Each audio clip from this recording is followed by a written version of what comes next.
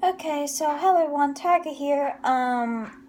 This video is going to be a sort of continuation of my chapter 907 review for One Piece because that video was already like 30 minutes long, and if I had been like continuing on with what I wanted to talk about, then it would have been way longer.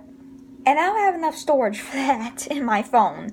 So, yeah.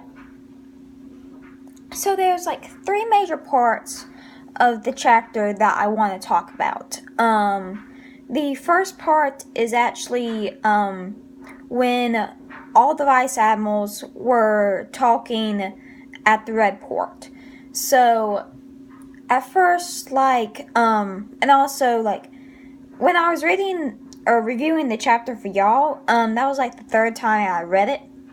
So even then, I did not know who like the woman who was like scolding Garp was. Then I watched Taking 101's review, and I found out that she was actually a fan created admiral who ended up being a vice admiral since Fujitora and Green Bull were already decided on.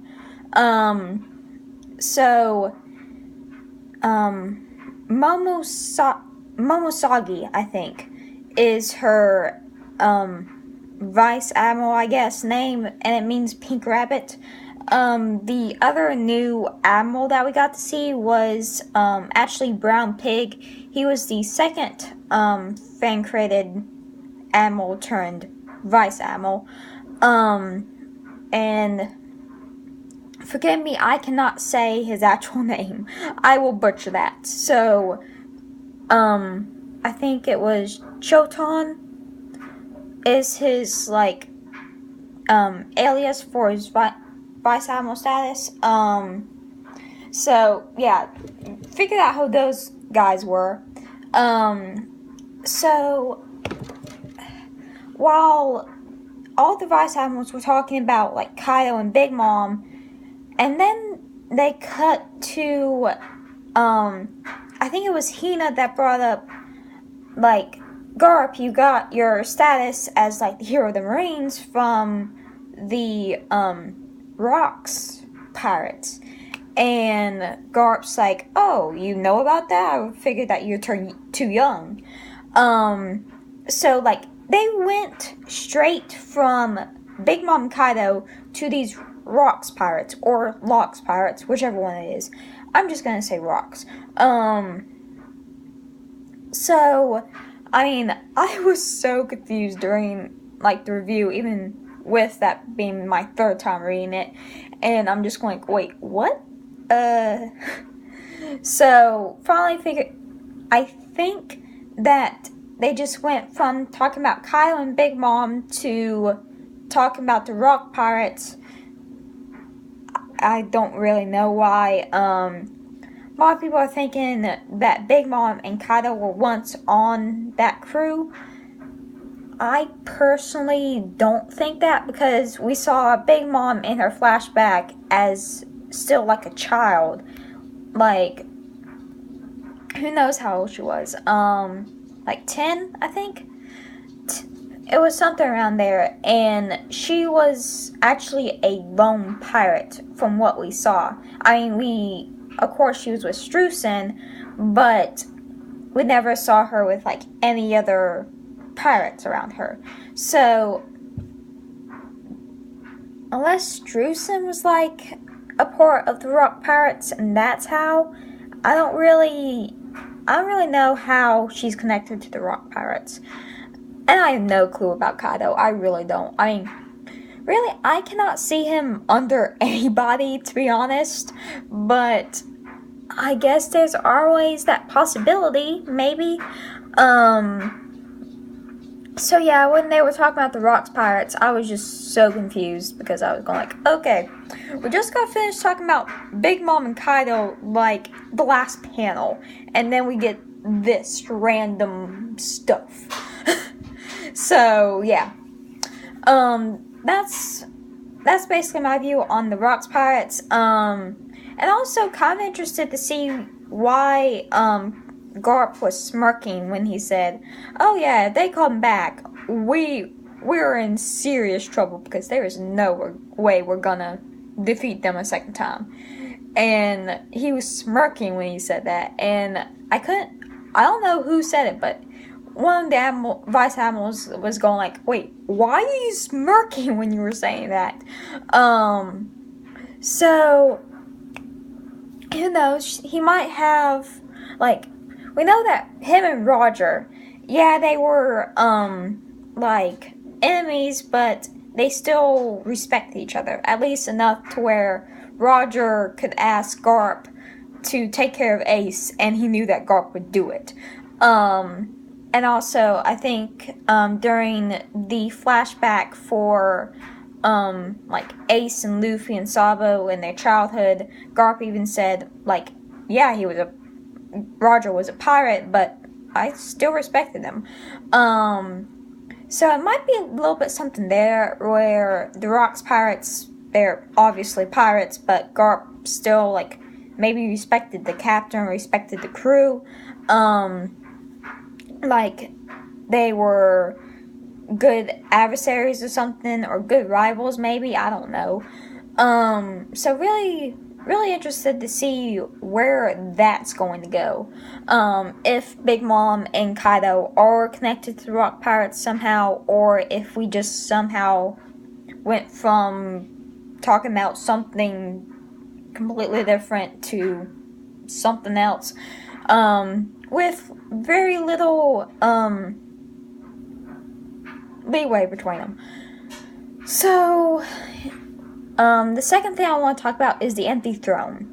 And this bothers the crap out of me, because when they were talking about the empty throne, the guy that was handing the sword to, Stelly to, like, plant into the ground at the, throne and make his pledge, like, he was, after Stelly had said, "Oh, can I sit on it?" And the guy was going like, "No, don't even joke about that." He went on and on about how it's a symbol of peace and equality between the kings and all this bull crap. And I'm just like, okay. The entire problem with the world government is that nobody is equal. There is not peace, okay? That is the whole problem. That is why the revolutionaries are so prevalent right now. Because the world government is crap. It's a load of crap. And, oh man. And I was just, like, seriously, when I read that the first time, I was just going like, are you serious right now? Like, really? You're feeding me this bullcrap. Well, feeding Stelly this bullcrap, which, then again, Stelly, I don't know, like, he probably thought it was true and everything, which, then again, he might not have been listening because, after the entire, spiel, Stelly was still going like, I want to sit on it, king of the world. And also, like, I even mentioned this in the review, like, Stelly just got done with killing the king and prince of the Goa Kingdom to become king of the Goa Kingdom himself. Or at least, well, it was either him or Sabo's parents. Personally, I think it was Sabo's parents, because I can't really see Stelly, like, taking that step, like, really. He seems like more the cowardly, let other people get their hands dirty person. So, yeah. And they were also talking about how, it's a symbol that you won't take the throne for yourself and greed, and I'm just going like, Stelly literally just did that, like, seriously. Oh man, so, and yeah, my personal opinion is that the empty throne is a load of crap, okay? Because, I mean, there might not be a single king of the world, but Gorosei and the Celestial Dragons are kind of worse than one single dictator, because you can take one single dictator down, I mean, maybe not fairly easy, but, I mean, it's one person, so just take down that one person, and even if, like, they have a following or something, they'll, like, fall apart without their dictator. So instead of just having one dictator, you have, like, a bunch of stuck-up royal douche nuggets that, well, like, walk down the street and just see something they don't like and just shoot and kill somebody. Just, like, right there. So, yeah. And then you have the Gorosei, who, there was something going on with the Gorosei, okay? There was just something going on. Like, they know a lot, obviously. They probably know the entire history, like, Void Century and everything. And they're hiding that, and they even killed, like, Clover and, like, just Buster called O'Hara out of existence. And, I mean, they had to have known about Robin and how she escaped. Well, not maybe how she escaped, because then Aokiji would be in some serious trouble. But they still had to know, like, one of them escaped, and they still had to send, like, all these people after this child just because she knew something that she shouldn't, or knew something that really should be probably public knowledge, but isn't, because the world government is crap. Oh man, this video is just turning into a rant about the world government. I'm sorry. So, oh man, so yeah, the Gorosei and the, Celestial Dragons are kind of worse than any single dictator, so yeah. So that covers the second part, and the last part I want to talk about is frickin' Shanks. Like, there was, like, 4 panels at the end. Like, it wasn't even an entire page. It was, like, this little part of the page, because, like, on this side was just, more about the Celestial Dragon that just, like, clobbered, Charlos. So, it was just, like, a tiny, well, not really tiny, but a small portion of a page. And, like, I'm freaking out over it. Because, okay, Shanks is a Yonko. He is a pirate. He is not supposed to be in the Holy Land. Why is he on the Holy Land? Oh, man. And also, the girls say, like, why in the blessed world would they let him in there? Because I will bet you $1,000,000 that, well, not really, because I don't have $1,000,000, but I will bet you that, the girls say would not let Big Mom, they definitely wouldn't let Kaido, and they wouldn't let, Blackbeard, and just for the sake of conversation, they wouldn't let Luffy in there, just for the sake of conversation, since he's kind of being considered as the 5th Yonko now. Like, first of all, Big Mom and Kaido, like, they would never call up the Goro saying, going like, oh yeah, I have something I need to talk to you about, so I'm just gonna come over to the Holy Land and I'll see you there. And the Goro said, like, oh, okay.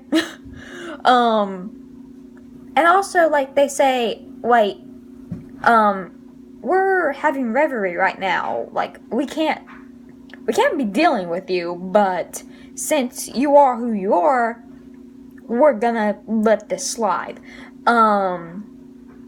So, like, okay, Shanks is a Yonko.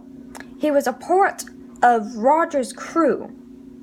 Like, that's like the two things that we know of that are of significance. So, for like this instance. Okay. Yonko, him being a Yonko is a prime reason to not let him in to the Holy Land. Like, prime reason. And also, even a bigger reason, he was part of the King of the Pirates crew. Yeah, he was a cabin boy, but he was still part of it. And I'm just like, okay. The two reasons that I can think of that would make them let him in and like hear what he has to say are the two reasons why they wouldn't. Like, seriously. Because that, like, if Morgans got a hold of this information, like, holy Jesus, the world government would be in serious trouble. Because that would be like, oh man, like, I'm not even sure what I could use to compare that to in our world. Because, like, it would look so bad. Because the world government, I mean, yeah, they're not supposed to fight the Yonko. Well, they don't want to. But having one over for tea, especially for the Gorosei, the people who essentially ruled the world, that's going to look really bad. Oh, man. So, I'm just like, what? What are you doing there, Shanks? Which, what I think is, it's not because he's a Yonko that they let him in. It's more that because he was part of Roger's crew. And not really that he was part of Roger's crew, but he probably knows what the One Piece is and probably knows the history. And unlike Robin or O'Hara, they can't kill Shanks. Like, they can't. So they're going like, okay, we kind of need to keep you happy, because if you decide to spill what you know, we are in, like, serious doo-doo. So we're just gonna let you in and hope to the dear Lord you don't do anything. So that's why I think for why they let him in. As to who he wants to talk about, because Shanks says, okay, I want to talk about a certain pirate. It's either Luffy or Blackbeard. One of those. So, with Blackbeard, like, Shanks, the thing here is, like, yeah, Blackbeard, like, scarred Shanks' face, and, like, he knows, hey, this guy's no joke.